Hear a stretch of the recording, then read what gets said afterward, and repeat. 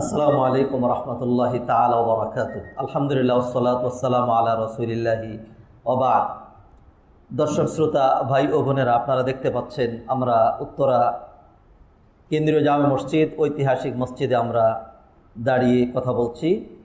এটি এয়ারপোর্ট থেকে মাত্র 1.5 কিলোমিটার দূরে ঢাকা ময়মনসিংহ হাইওয়ে রোডের উপরে অবস্থিত।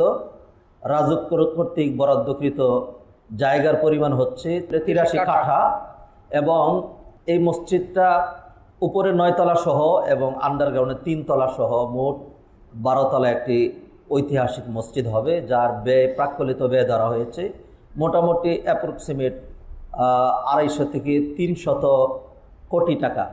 তো এটি ঢাকার উত্তর এলাকার জন্য একটি ঐতিহাসিক মসজিদ হবে, যেই মসজিদটি আপনাদের দানেই, যার কার্যক্রম বেগবান চলছে। মসজিদের এরিয়া অনেক বড়, যেটি বিল্ড আপ হওয়ার পরে ইনশাল্লাহ একসাথে আমরা নারী পুরুষ মিলে অন্তত 30,000 মুসল্লি একসাথে একই জামাতে আমরা সালাত আদায় করতে পারবো এবং মসজিদ কেন্দ্রিক যাবতীয় সকল সুবিধা সম্বলিত সব কিছু এর মধ্যে ইনক্লুড করা হয়েছে।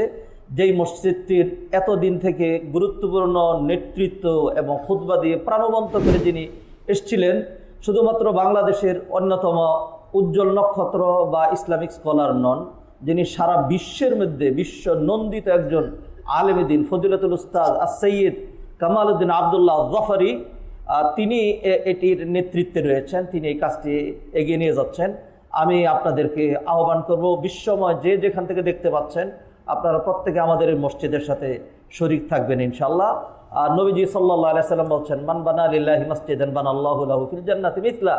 যে ব্যক্তি আল্লাহর জন্য মসজিদ নির্মাণ করে, আল্লাহ সুবহানাহু ওয়া তাআলা ওই ব্যক্তির জন্য সাথে সাথে জান্নাতে অনুরূপ একটি বালাখানা নির্মাণ করেন। আল্লাহ সুবহানাহু ওয়া তাআলা আমাদের সবাইকে তৌফিক এনায়েত করেন। আমি অনুরোধ করব আমাদের উস্তাদ সৈয়দ কামাল উদ্দিন আবদুল্লাহ জাফরি, যিনি এই মসজিদটিকে তার দীর্ঘদিনের লালিত স্বপ্ন হিসাবে দেখে এসছেন এবং তিনি আশা করছেন এই মসজিদটি একটি ঐতিহাসিক, সারা বাংলাদেশের জন্য তো বটেই, বরং ইনশাআল্লাহ দক্ষিণ এশিয়ার জন্য একটি ঐতিহাসিক মসজিদ হবে।